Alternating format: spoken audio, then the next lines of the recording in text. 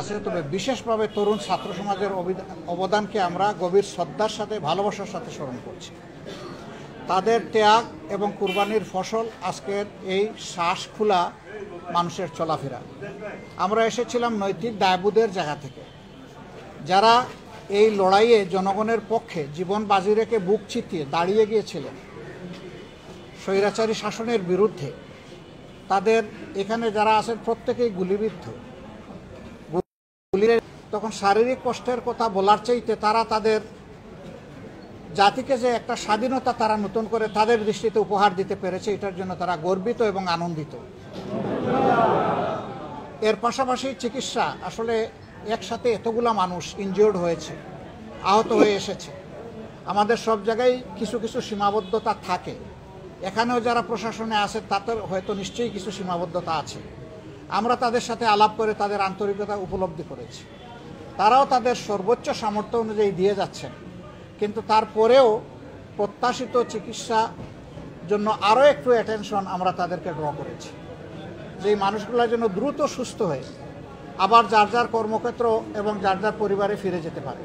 আচ্ছা, আরেকটা বিষয় আমরা একটু দেখছি যে বিভিন্ন জায়গায় মন্দিরে হামলার অভিযোগ আসছে, তো সেক্ষেত্রে আসলে আপনাদের অবস্থা? আমরা এটাকে তীব্রভাবে ঘৃণা করি এবং আপনারা জেনে আনন্দিত হবেন যে এখন প্রত্যেকটা মন্দির, ধর্মীয় প্রতিষ্ঠানের পাহারাদারি আমাদের ছেলেরা হাতে লাঠি নিয়ে করছে।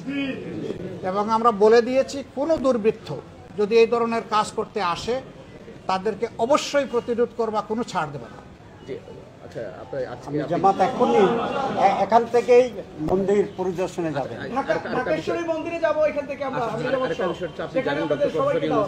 প্রধান করে অন্তর্বর্তীকালীন সরকার গঠন হতে পারে আজকেই, বা শপথ হতে পারে আজকেই। তো বিভিন্ন রাজনৈতিক দলের পক্ষ থেকে প্রস্তাব দেওয়া হয়েছে, আপনারা কোনো প্রস্তাব দিয়েছেন কিনা?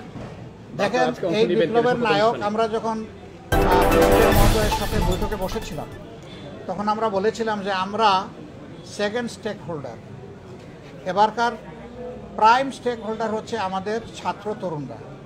সুতরাং তাদের সাথে আপনারা বসুন, তাদের কথা আপনারা শুনুন। আমরা তাদেরকে সম্মান করি, শ্রদ্ধা করি। তারা তালিকা দিয়েছে, আমরা বিভিন্নভাবে তারাও অনেকের সাথে যোগাযোগ করেছে। আমরা তাদের তালিকাকে আমরা জনগণের তালিকা মনে করি। আপনারা শপথ অনুষ্ঠানে থাকবেন কিনা যদি আপনাদের আমন্ত্রণ জানানো হয়? আশা করি আমরা থাকবো ইনশাআল্লাহ। আপনাদের উপস্থাপনা আছে কিনা সেখানে অন্তর্বর্তীকালীন সরকারের? এগুলা এখনো কোনো ডেফিনিট কথা বলা ঠিক হবে না, এটা প্রিমেচিওর হবে। আগে ইন্টারিম গভর্নমেন্টটা ফাংশন শুরু করুক। আজ পর্যন্ত জনগণের ফাংশন চলছে, কালকে থেকে শুরু হবে ইন্টারিম গভর্নমেন্ট, এরপরে আসবে পলিটিক্যাল গভর্নমেন্ট। কিন্তু এখন তো জনগণের যে সরকার চলতেছে, কিভাবে চলছে আপনারা বুঝতেই পারছেন। আমরা এই জায়গাটা এইভাবে চলুক এটা চাচ্ছি না। আমরা চাচ্ছি দ্রুত ল অ্যান্ড অর্ডার সিচুয়েশন তার জায়গায় চলে আসুক এবং দুর্বৃত্তরা যেন সুযোগ না পায়। কালকে আপনারা খবর পেয়েছেন, ঢাকা মহানগরীর বিভিন্ন জায়গায় ডাকাত দল গভীর রাতে হানা দিয়েছে। যতক্ষণ পর্যন্ত ল অ্যান্ড অর্ডার সিচুয়েশন ফিরে না আসবে, সুযোগ সন্ধানী দুর্বৃত্তরা, দুষ্কৃতিকারীরা এই কাজ করবে, তারা এই সুযোগ নেবে। আমরা সমাজের কোনো অকল্যাণ চাইতে পারি না। জামাতে ইসলামের তো একটা সংগঠন, আমরা অন্তর থেকে আমরা প্রতিশ্রুতি দিয়েছি যে আইনশৃঙ্খলা ফিরিয়ে আনার জন্য প্রশাসন যে উদ্যোগ নেবে আমাদের সবটুকু উজাড় করে আমরা তাদেরকে সহযোগিতা করব। বিএনপি গতকালকে বলেছে তারা অন্তর্বর্তীকালীন সরকারের কাছে একটা দাবি জানিয়েছে যে তারা অতি দ্রুত যাতে নতুন নির্বাচনের আহ্বান জানায়, বা এই আহ্বান জানিয়েছেন তারা। আগে সরকারটা গঠন হোক, আমরা 1, 2, 3 করে আগাতে চাই ইনশাআল্লাহ। Thank you. হ্যাঁ, যান যান যান যান যান থ্যাংক ইউ, থ্যাংক ইউ, যান। আমাদের আর লাগবে যুগান্তর করে